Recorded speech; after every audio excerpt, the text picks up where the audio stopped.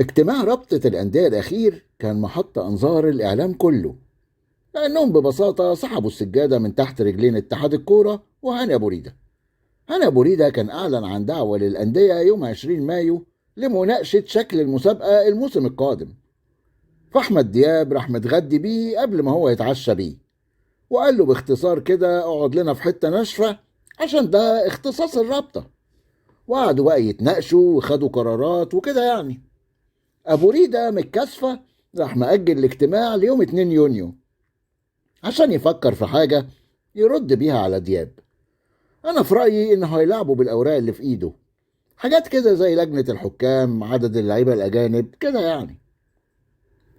المهم في الحكاية دي إن الإعلام كله ركز على قرار إلغاء الهبوط، وعندهم حق. لكن في توصية صغيرة كده اتزفلطت في وسط القرارات محدش خد باله منها. في توصية من الرابطة لمجلس النواب بسرعة إصدار قانون الرياضة عشان الأندية تعمل شركات وتستثمر ويخش لها عوائد مادية، عشان الأندية الشعبية تقدر تقف على رجليها وتنافس. الكلام عدى مرور الكرام كده ومحدش خد باله منه. ده معناه إننا مش بس عايشين وسط ناس عويلة، لا لا، ده الناس العويلة دي كمان بتشتغلنا فهمي نظمي رسمي.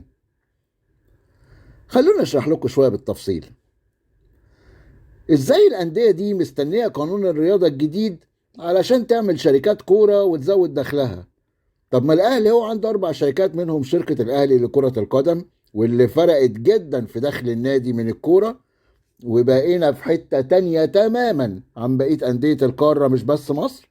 والكل دلوقتي بيتكلم عن الأهلي كقوة عظمى اقتصاديا في القارة كلها، والقيمة التسويقية لفريق الأهلي حاليا هي الأعلى في أفريقيا، 32 مليون يورو.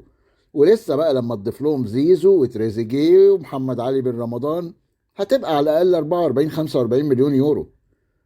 كل ده من غير قانون الاستثمار الجديد.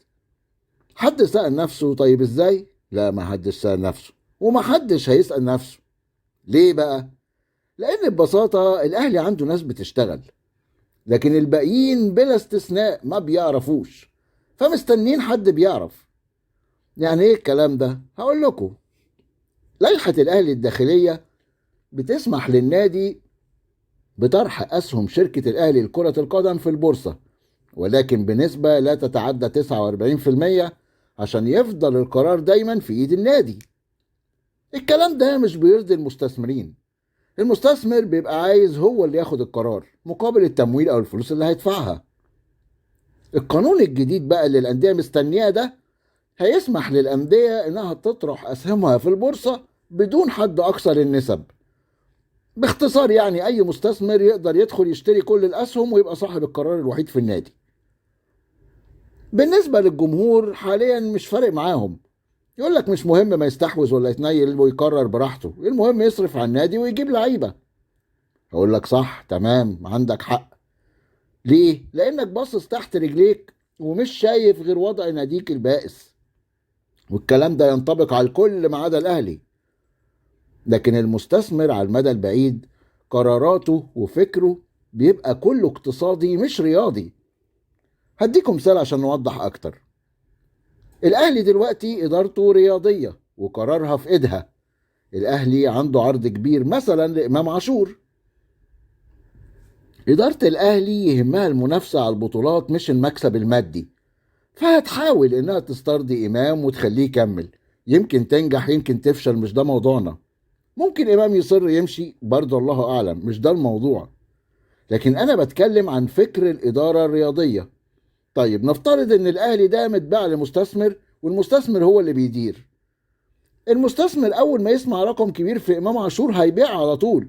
هيقول لك أفكه بثلاث أربع لعيبة وأبقى كسبت كمان. فهمتوا الفرق؟ ده مجرد مثال، في حاجات أقوى وأصعب من كده بكتير، خصوصا لو اشترى النادي مستثمر أجنبي.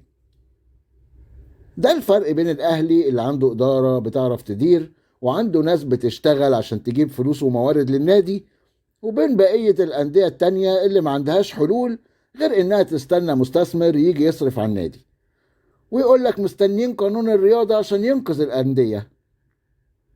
عرفتوا ليه الخطيب كان دايما بيقول النادي الأهلي مش للبيع. الناس وقتها ما كانتش فاهمة هو بيقول كده ليه. باختصار، الأهلي هو التورتاية. لو عايز تبيع الأندية يفضل تبيع الأهلي معاهم، لكن الأهلي بيشتغل وناجح لوحده ومش محتاج حاجة من حد، مش زي التنابلة التانيين. المشكلة بقى الحقيقية واللي دايما مخوفاني إن كل ما الأهلي بيشتغل ونجاحاته بتكبر وإدارته يوم من يوم بتفضح المنظومة كلها وبتبين فشلها، وكل يوم بيعدي الكل بيتأكد إن الأهلي ناجح وسط شوية فشلة. وده للأسف بيزود الحقد والغل والتآمر على الأهلي وعلى إدارته. فعلا يا جماعة اتصالات كان عندها حق، الأهلي حالة وأي حد يبقى زيه ده استحالة. ناس ما عندهاش دم.